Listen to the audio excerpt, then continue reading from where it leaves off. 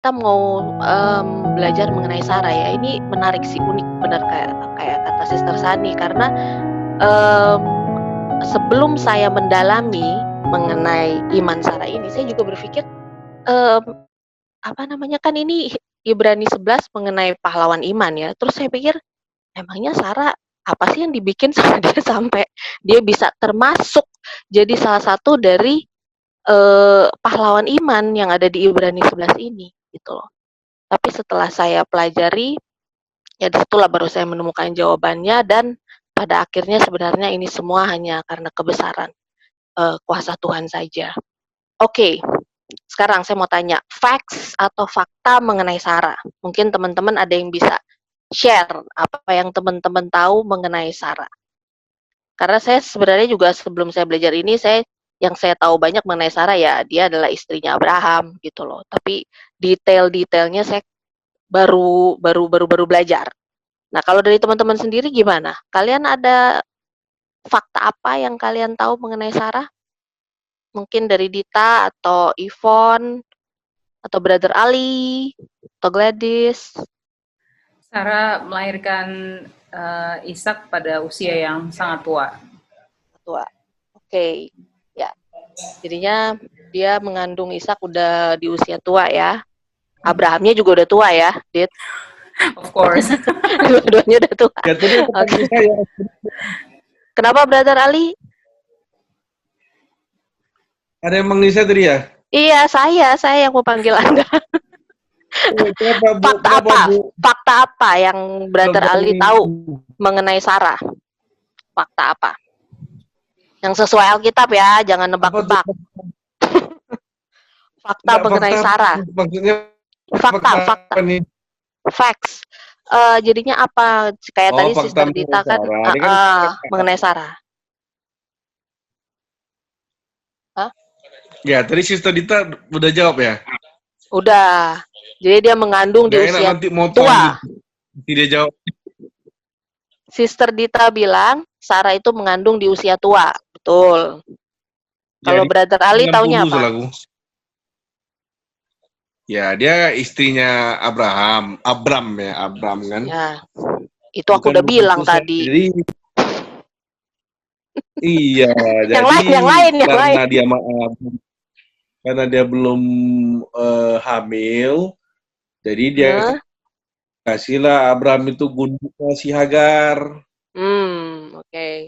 Nah jadi lahirlah anak namanya Ismail. Sebetulnya inilah namanya keturunan daging.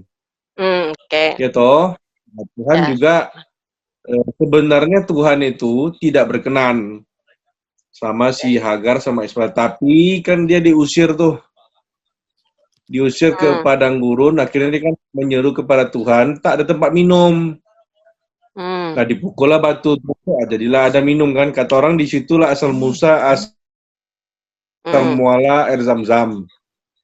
Nah pada saat itu juga Tuhan mengatakan bahwa keturunanmu juga diberkati gitu katanya. Ya. Nah, itu. Tapi itu itu udah Hagar ya, itu udah Hagar ya. Ya, oke. Sip, jadinya si namanya? Si Sarah ya begitu. Ya. Ya Sarah jadi kurang percaya lah gitu. Ya. Nah makanya Sarah kurang percaya ya, sedangkan pembicaraan kita hari ini iman Sarah ya. Kalau iman Sarah berarti harusnya dipercaya. Ya. Oke. Ya, dia yakin bahwa di usia 90 gue sudah mati haid nih. Ya. Nggak bisa lagi kan, orang kan 40 lebih 50 kan mati haid. Nah dia bilang mana bisa gue melahirkan anak, tapi kan Tuhan bilang itu ya imannya sih. Imannya ya. Itu yang akan kita pelajari ya berarti malam ini ya. Oke, thank you Brother Ali. Tadi Sister Yvonne udah angkat-angkat tangan mau ngomong sesuatu? Udah tadi. Tambah sesuatu? Udah dijawab sama Brother Ali. Sarah tertawa waktu mendengar bahwa dia akan. Sarah tertawa. Sarah tertawa ya. Ya itu juga Sister Yvonne tuh poin yang ini juga yang aku ingat mengenai Sarah adalah setahu aku dia ngetawain Tuhan. Terus gimana sih? Kok bisa ya dia masuk Ibrani 11? Wow. So anyways, jadinya kalau aku sendiri mungkin aku mau share sedikit fakta mengenai Sarah. Kalau teman-teman mau lihat nanti boleh, nanti tolong diketik mungkin ya, ayat-ayatnya ada di Kejadian 12 ayat 11. Sarah itu dia sangat cantik parasnya. Jadi dia she's a very beautiful woman ya. Lalu di Kejadian 12 ayat 15 dia itu disukai banyak pria atau laki-laki, ya iyalah ya, udah cantik ya pasti disukai nama cowok-cowok gitu. Nah, kemudian di Kejadian 11 ayat 30 itu disayangkan dia mandul ya. Makanya perjalanan imannya dia dan Abraham memang betul-betul diuji karena sudah dinyatakan di Kejadian 11 kalau dia itu sebenarnya mandul. Oke. Nah, yang saya pikir juga sebelum saya mendalami pelajaran ini adalah lebih ke kesalahan Sarah. Nah, itu ada di, mungkin ada yang bisa baca, tolong baca di Kejadian 16 ayat 2 sampai 3.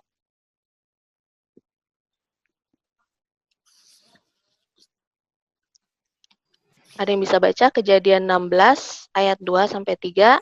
Oke. Berkatalah Sarai kepada Abram, engkau tahu Tuhan tidak memberi aku melahirkan anak. Karena itu baiklah hampiri hambaku itu, mungkin oleh dialah aku dapat memperoleh seorang anak. Dan Abram mendengarkan perkataan Sarai.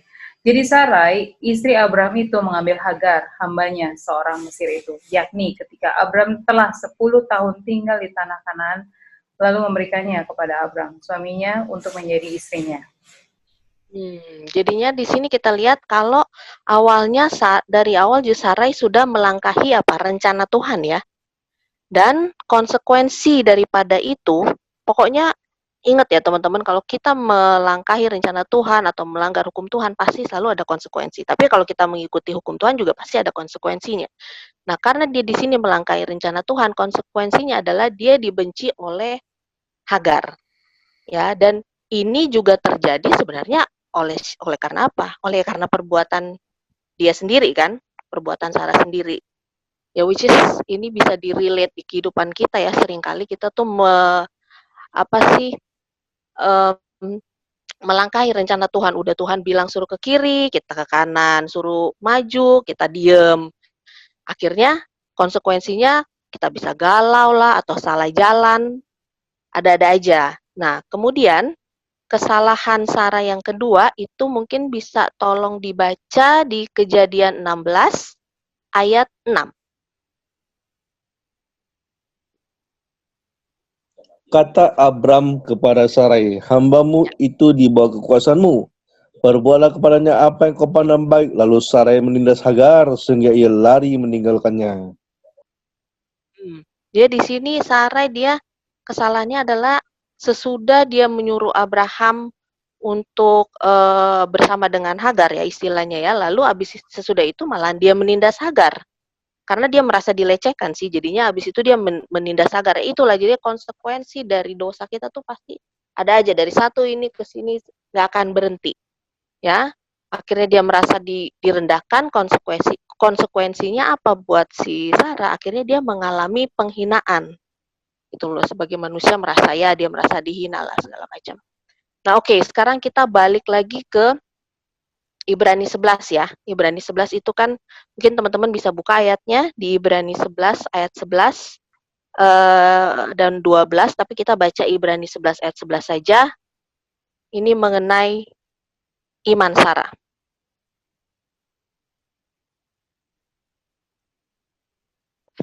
Ya, karena iman ia juga dan Sarah beroleh kekuatan untuk mengurungkan anak cucu. Walaupun usianya sudah lewat karena ia menganggap dia yang memberikan janji itu setia. Nah, oke. Jadi kita akan lihat nanti di cerita ini bagaimana sampai bisa endingnya ke sini. Gitu, sampai bisa endingnya kok Sarah akhirnya dari kesalahan-kesalahan yang dia bikin, tetapi oleh karena imannya sampai akhirnya dia bisa mengandung. Padahal di Kejadian 11 dibilang dia mandul. Ya kan? Oke, jadi kita mungkin Sarah ini banyak relation-nya atau hubungannya dengan suaminya ya, Abraham ya. Jadinya kita akan kembali lagi ke cerita Abraham. Oke, mungkin teman-teman ada yang bisa bantu saya baca Kejadian 15 ayat 1 sampai 5. Jadi kita mau lihat di sini apa yang Abraham lakukan. Kemudian datanglah firman Tuhan kepada Abram dalam suatu penglihatan, "Janganlah takut Abram, akulah perisaimu, upamu akan sangat besar." Abram menjawab, "Ya Tuhan Allah, apakah yang akan Engkau berikan kepadaku? Karena aku akan meninggal dengan tidak mempunyai anak. Dan yang akan mewarisi rumahku ia Eliezer, orang Damsyi itu." Lagi kata Abram, "Engkau tidak memberikan kepadaku keturunan, sehingga seorang hambaku nanti menjadi ahli warisku." Tetapi datanglah firman Tuhan kepadanya, "Demikian, orang ini tidak akan menjadi ahli warismu, melainkan anak kandungmu, dialah yang akan menjadi ahli warismu." Lalu Tuhan membawa Abram keluar serta berfirman, "Coba lihat ke langit, hitunglah bintang-bintang. Jika engkau dapat menghitungnya, maka firman-Nya kepadanya, demikianlah banyaknya nanti keturunanmu." Oke, nanti baca ayat berikutnya ya Gladys ya. Tapi sebelum kita ke ayat berikutnya, di sini kita bisa lihat ya, kalau di sini Abraham itu mau berusaha membantu Tuhan. Teman-teman bisa lihat nggak di ayat ini? Dengan menawarkan Eliezer, itu hambanya ya, stewardnya ya kalau bahasa Inggris ya. Teman-teman harus ingat, Tuhan itu nggak perlu bantuan kita. Yang perlu bantuan tuh kita. Jadi kadang-kadang kita suka mengambil role atau apa namanya, peranan Tuhan. Itu udah kita melangkahi rencana Tuhan, lalu kita mau mengambil lagi peranan Tuhan. Gimana sih itu caranya? Kan nggak mungkin ya. Jadinya di sini Abraham karena kekhawatirannya, ya dan itu sebenarnya yang terjadi juga dengan kita ya. Dengan kekhawatiran kita, apalagi di masa pandemik seperti ini, di mana kita juga terbatas, terisolasi, semua banyak berita ini, berita itu. Tapi sama dengan Abraham di saat itu, dia oleh karena dengan berjalannya usia dan juga kok dia lihat kayaknya tidak ada janji Tuhan yang akan dipenuhi, makanya dia menawarkan ide-ide sama Tuhan. Teman-teman suka ngerasa nggak sih kalau kita berdoa juga suka seperti itu?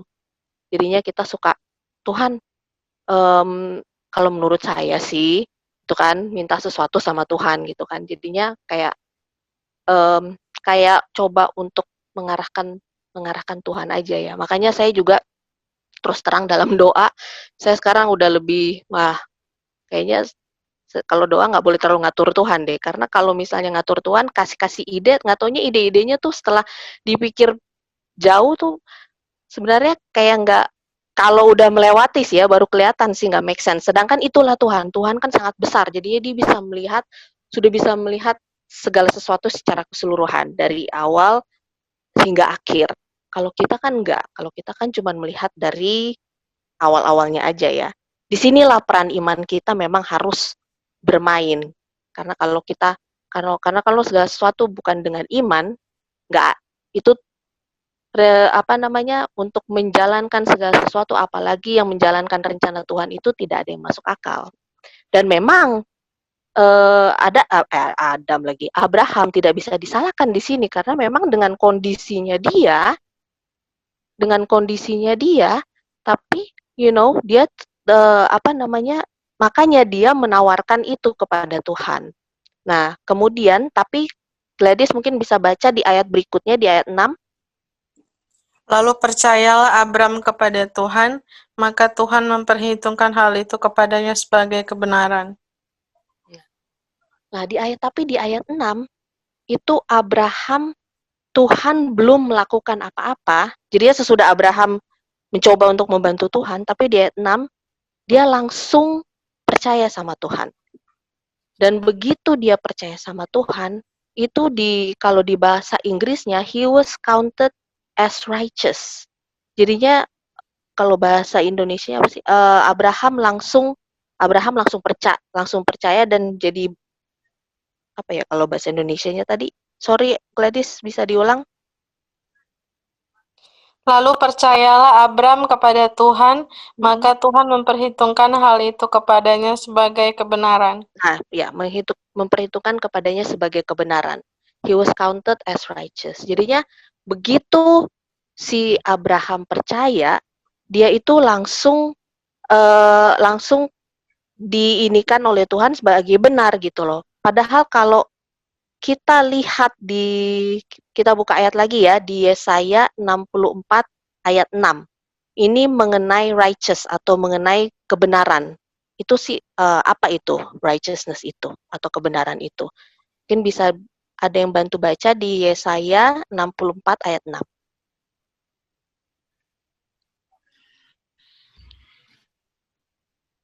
Demikianlah kami sekalian seperti seorang najis, dan segala kesalehan kami seperti kain kotor. Kami sekalian menjadi layu seperti daun, dan kami oleh kejahatan kami seperti daun dimakan angin. Jadi kita itu istilahnya kita tuh nggak ada kebenaran ya di dalam kita ya. Kita tuh najis, kita tuh seperti kain kotor, bahasa Inggrisnya filthy rags. Jadi nggak ada yang sebenarnya perbuatan kita itu tidak ada hal baik yang bisa kita lakukan untuk menjadi benar gitu loh. Hanya kalau memang udah Tuhan katakan dan Tuhan katakan kita benar, baru kita benar, itu bagian Tuhan, righteous. Tapi kalau begitu kita percaya akan Tuhan, barulah itu di situ iman kita yang berjalan gitu loh. Jadinya righteousness itu adalah bagian Tuhan, sedangkan iman itu adalah bagian kita. Nah, yang harus kita lakukan adalah apa? Kalau kita mau dibilang beriman, ya berarti kita harus percaya ya, istilahnya ya. Nah, mungkin kita bisa buka juga di Efesus 2 ayat 8. Ini masih ada hubungannya dengan iman. Ayat 8. Sebab karena kasih karunia kamu diselamatkan oleh iman, itu bukan hasil usahamu, tetapi pemberian Allah. Nah, itu semua adalah pemberian Allah, bukan hasil usaha kita. Ya, iman itu karena kasih karunia kita diselamatkan oleh iman. Makanya dibilangkan ya di Matius 6 ayat 33, pasti semua udah pada tahu ya, carilah kerajaan surga terlebih dahulu. Dan bukan cuma kerajaan surga loh yang harus dicari, tapi kebenarannya. Berarti kebenaran Tuhan. Itu harus kita cari, itu bagian dari iman kita juga. Baru sisanya Tuhan akan berikan kepada kita. Kadang-kadang orang suka berhenti cuman di itu aja, di bagian carilah kerajaan surga terlebih dahulu. Gitu loh. Jadi bukan cuma kerajaan surga lo harus cari, tapi righteousness Tuhan juga itu tuh, dan itu adalah sebenarnya karakter Tuhan. Nah, oke, nah kalau ini nanti mungkin bisa diketik aja di chat, tapi nanti teman-teman bisa buka sendiri. Ini di Kejadian 15 ayat 18 sampai 21, di situ adalah janji-janji Tuhan untuk Abraham. Jadinya apa yang akan Tuhan kasih buat Abraham, kota-kota apa segala macam itu ada di Kejadian 15 ayat 18 sampai 21. Nanti teman-teman bisa buka ya, baca sendiri. Nah, aku sih waktu baca ini aku pikir juga begini, wah ini gimana ya perasaannya kalau misalnya, karena janji Tuhan tuh kan banyak yang dijanjikan ya. Selain yang di ayat tadi, lalu belum lagi dijanjikan keturunan yang banyak segala macam. Tapi kok udah bertahun-tahun nggak ada yang kelihatan gitu loh. Sepertinya nggak ada kelihatan.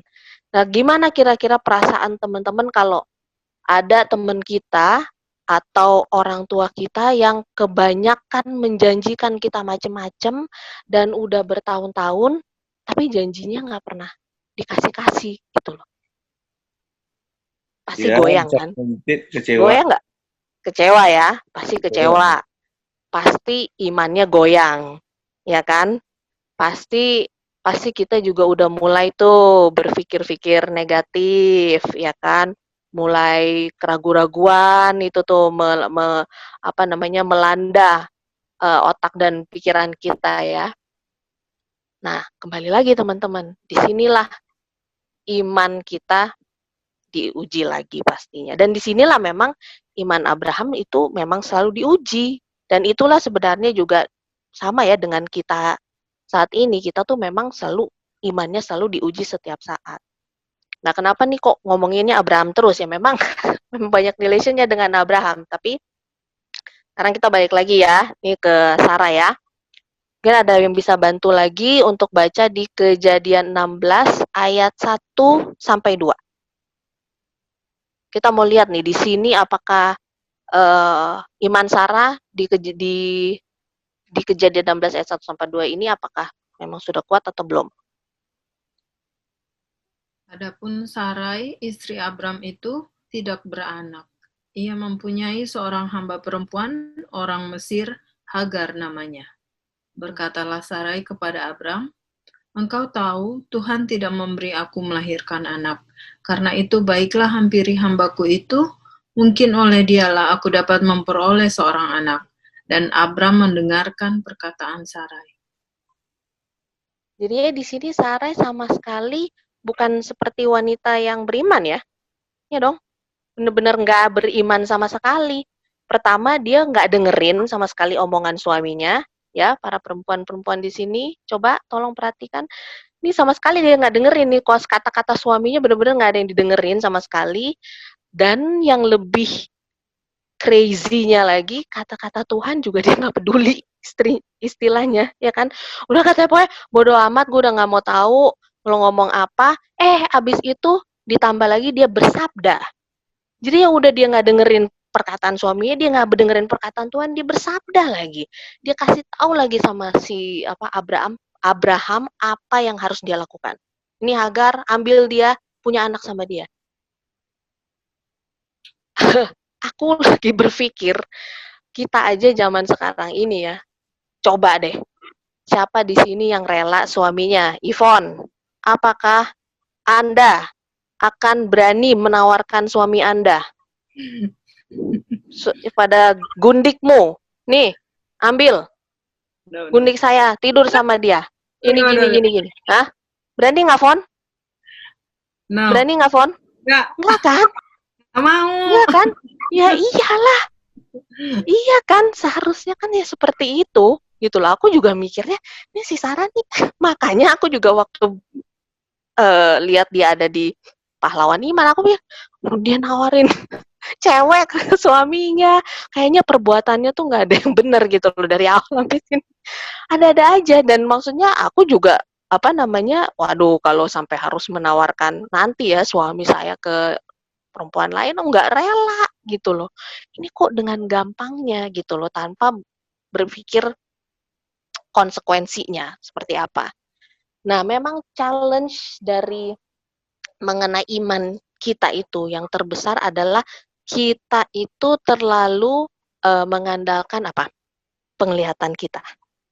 Lalu kita juga mengandalkan pengalaman kita. Ya kan? Lalu kebijaksanaan kita. Which is kalau kebijaksanaan kita itu kebijaksanaan duniawi ya, maksud aku ya, bukan kebijaksanaan Tuhan. Inilah permasalahannya. Nah, kalau teman-teman kembali lagi ke Ibrani 11 ayat 1, mungkin ada yang bisa bantu saya untuk baca Ibrani 11 ayat 1.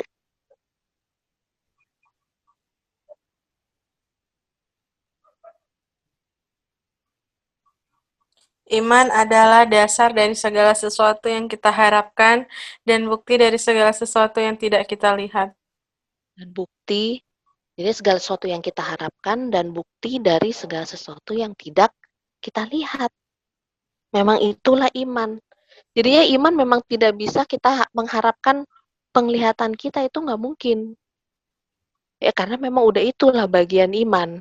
Dan challenge dari Abraham atau tantangan Abraham itu pada saat itu memang adalah firman Tuhan, sabda Tuhan, atau sabda istrinya. Nah, inilah yang manusia sering jatuh ya. Kita sering lebih mendengarkan sabda dari ya orang tua kita, atau bos kita, atau siapa kita.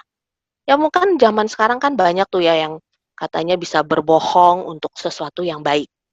Apa itu artinya berbohong untuk sesuatu yang baik? Padahal kalau berbohong ya berbohong aja gitu kan. Nggak ada yang namanya istilahnya white lie itu bahasa zaman sekarang. Jadi dosa putih. Mana ada dosa putih? Dosa ya dosa, ya kan? Gitu loh. Tapi kan ada aja yang kayak gitu. Jadinya berbohong untuk sesuatu yang baik versus firman atau sabda Tuhan. Thou shall not lie. Kamu nggak boleh berbohong. Ya, oke. Atau misalnya, kalau pacaran kan emang harus dicoba-coba dulu, ini begini atau begitu. Tapi Tuhan bilang apa? Thou shall not commit adultery atau fornication. Apa ya bahasa Indonesia ya teman-teman kalau ada yang bisa bantu. Nggak boleh thou shall not commit fornication. Nggak boleh apa ya? Berzina kan? Berzina ya, berzina itu dia. Berzina. Nah, itu jadinya itulah yang akhirnya selalu membuat ada iman versus keraguan kita. Itu loh, iman. Dan sebenarnya kan kalau misalnya kita lihat di Roma 10 ayat 17 ya, teman-teman pasti tahu lah ya, Roma 10 ayat 17, itu jadi iman itu timbul dari apa? Dari pendengaran dan pendengaran oleh firman Tuhan. Makanya itu sangat penting kalau kita betul-betul membaca firman Tuhan, dan ini juga harus kita lakukan setiap hari ya, bukan cuman waktu kita ke gereja aja atau sekali-sekali, ini betul-betul harus kita lakukan setiap hari supaya kita disitulah iman kita timbul gitu loh. Dan memang dan itu ada di firman Tuhan kan istilahnya. Dan firman Tuhan itu sangat-sangatlah powerful, teman-teman. Kok bisa powerful? Ya, lihat aja waktu day of creation, hari penciptaan. Tuhan cuman berfirman, ada terang. Dia bisa menciptakan segala sesuatu dari yang tidak ada jadi ada.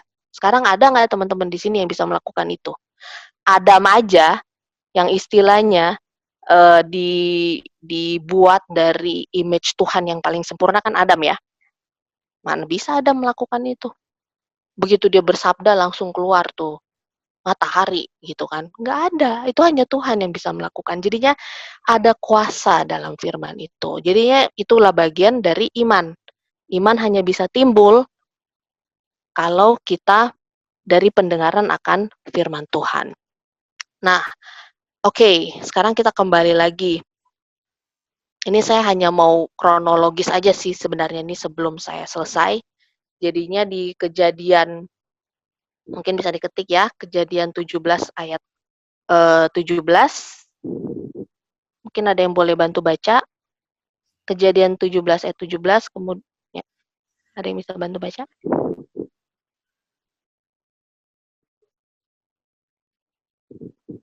Lalu tertunduklah Abraham dan tertawa serta berkata dalam hatinya, mungkinkah bagi seorang yang berumur 100 tahun dilahirkan seorang anak, dan mungkinkah Sarah yang telah berumur 90 tahun itu melahirkan seorang anak?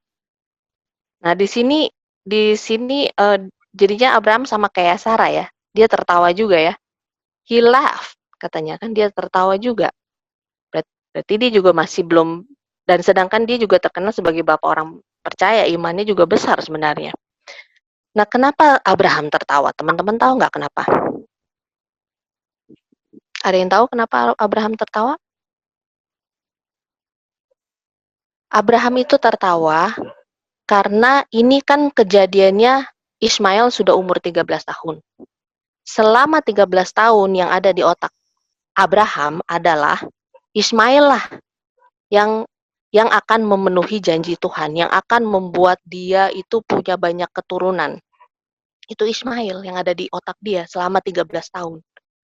Itu, dan dari dulu juga kan udah dibilang kalau si Sarah mandul. Terus apa yang bisa berubah, sedangkan ini Sarah udah tambah tua. Jadinya harusnya ya lebih mandul lagi ya istilahnya, ya nggak ada yang istilah lebih mandul sih, tapi maksudnya ya kalau udah tambah tua kan berarti kan tambah susah punya anak dong. Itu pertama. Lalu Abraham sendiri itu ada di ayatnya juga sih di Kejadian 17. Abraham sendiri badannya, usianya di 90, dia itu 99 tahun. Dia juga udah nggak bisa punya anak. Kembali lagi ya teman-teman ya. Kalau kita melihat segala sesuatu dari penglihatan atau pengalaman kita, emang nggak masuk akal lagi. Ini Tuhan gimana sih? Bilang lagi kalau kita akan ini, makanya dia ketawa.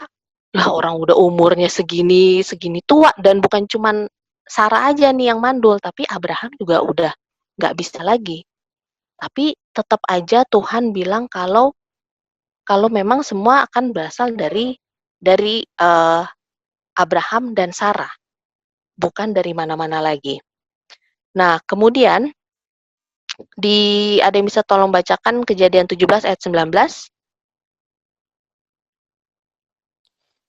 Tetapi Allah berfirman, tidak, melainkan istrimu Sarahlah yang akan melahirkan anak laki-laki bagimu, dan engkau akan menamai dia Ishak.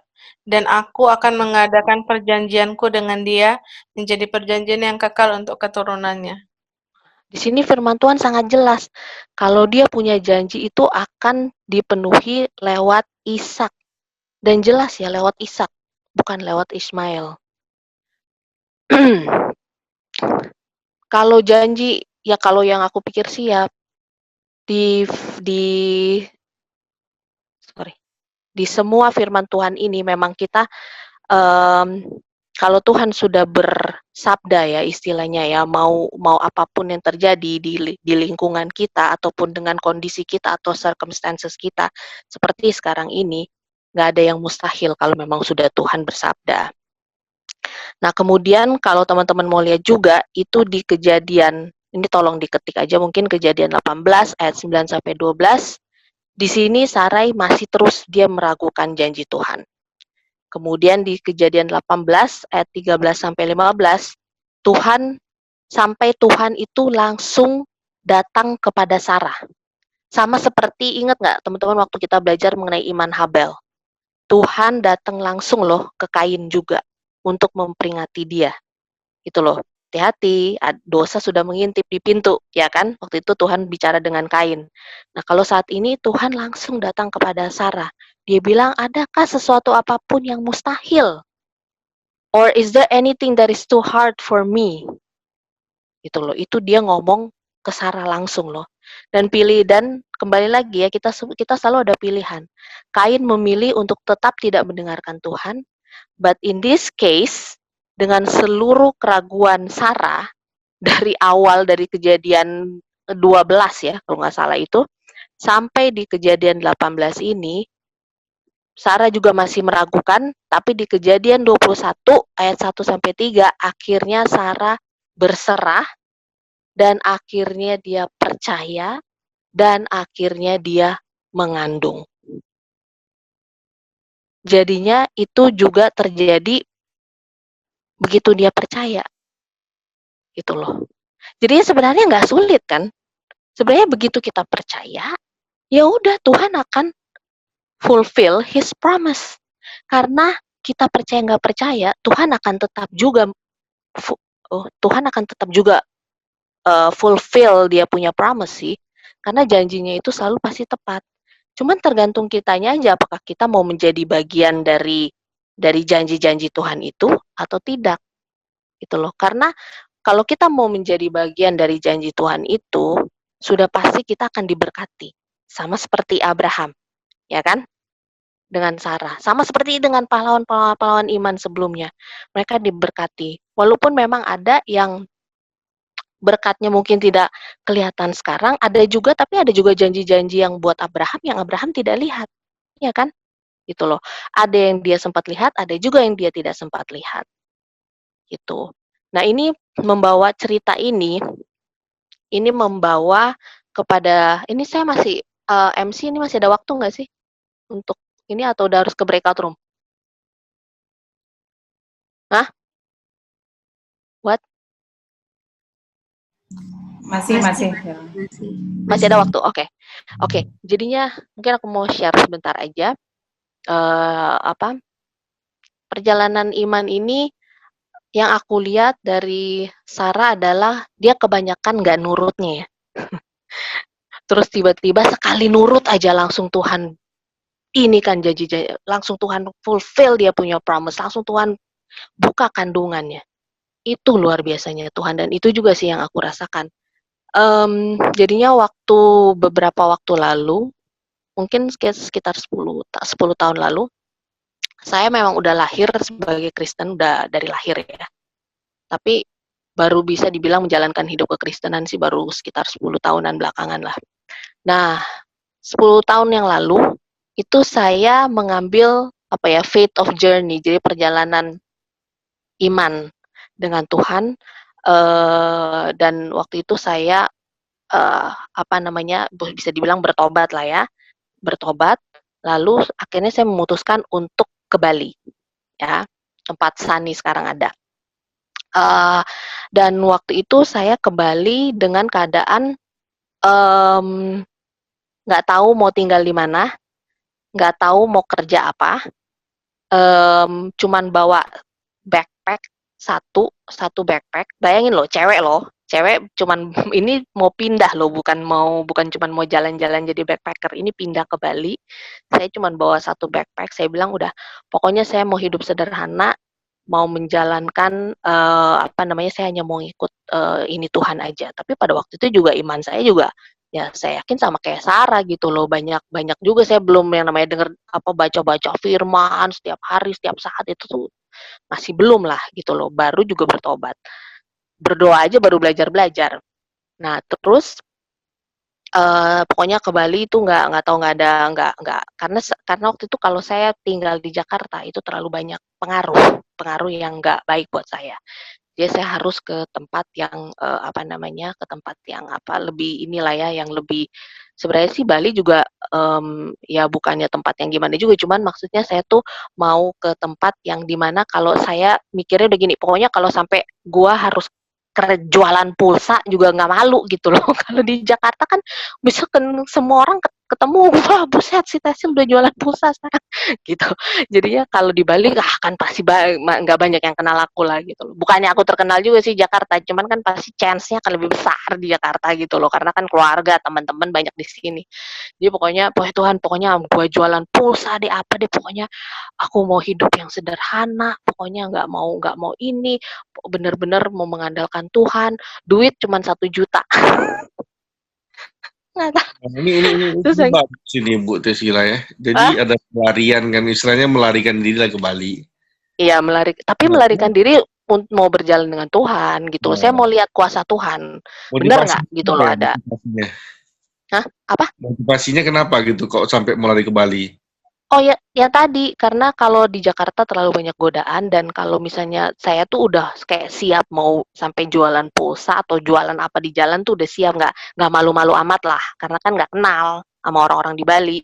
Kalau di Jakarta kan banyak kenal, ntar semua orang belum kesian banget sih udah jualan pulsa gitu loh istilahnya. Jadi ya mau mulai hidup baru lah gitu loh. Dan aku juga mau pelayanan kan. Cuman nggak tahu juga mau pelayanan apa. Pokoknya ya udah pergi aja gitu loh dengan iman.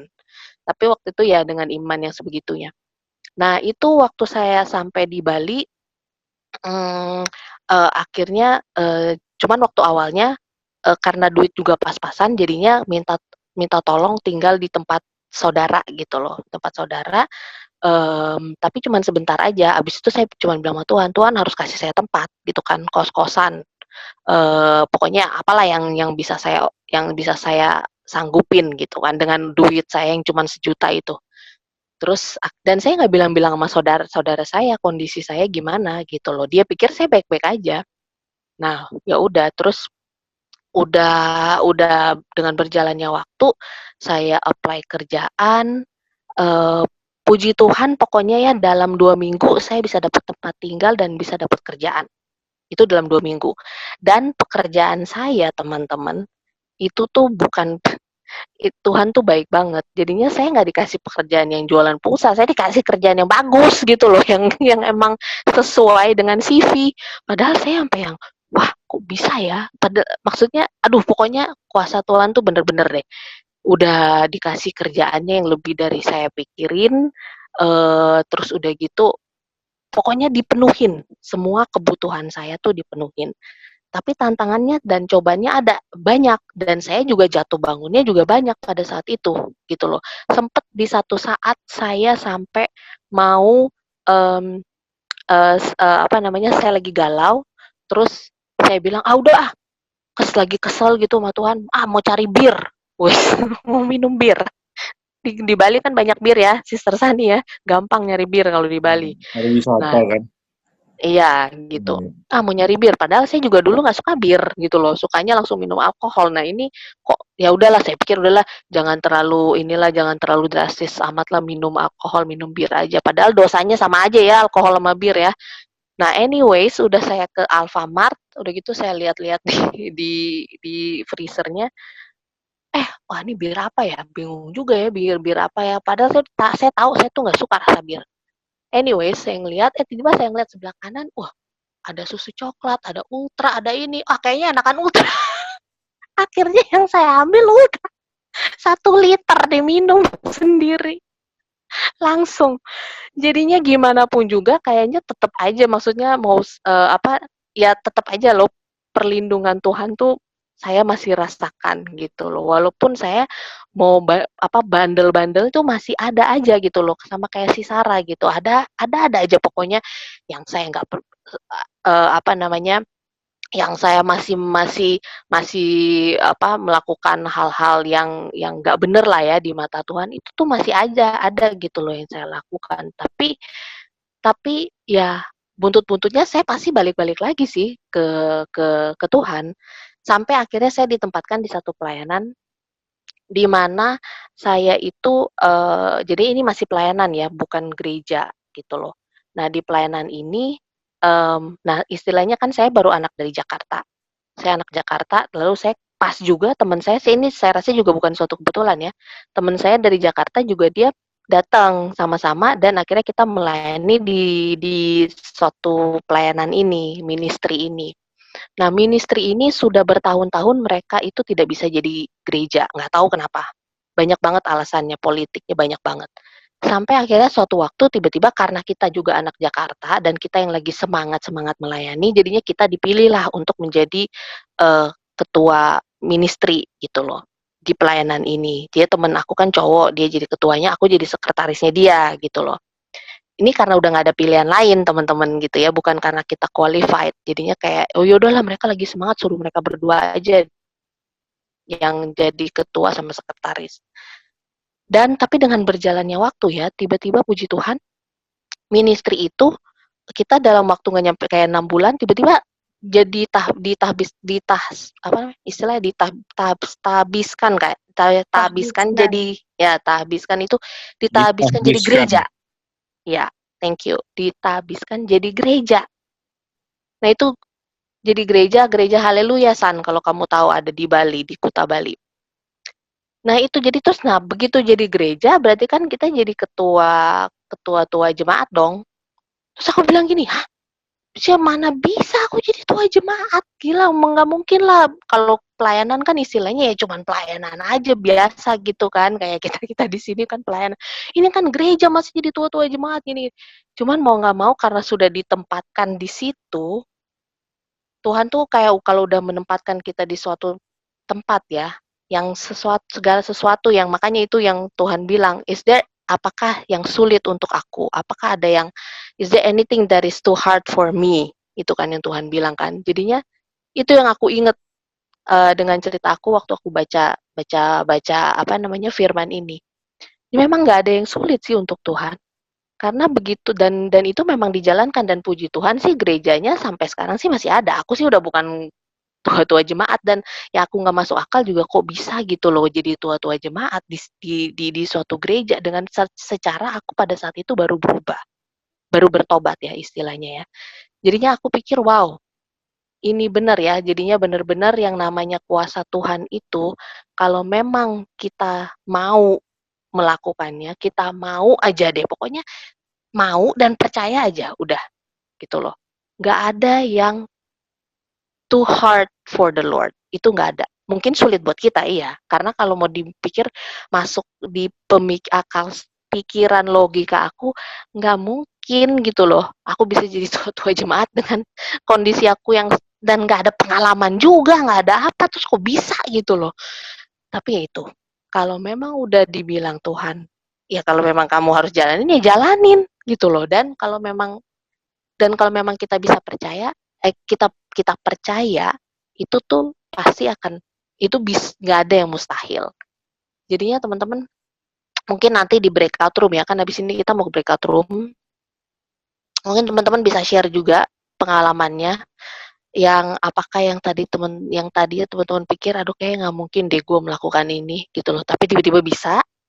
Atau mungkin share pengalaman teman-teman yang sudah teman-teman mau merencanakan, tapi selama ini teman-teman masih kayak holding back gitu loh, masih aduh kayak nggak mungkin deh, kayaknya nggak mungkin deh, karena ya dengan segala macam alasan gitu loh. Kayak alasannya Sarah kan banyak banget kan, ya dia mandul lah alasannya, ya dia udah ketuaan lah, ya macam-macam gitu loh. Nah, coba mungkin bisa share nanti di breakout room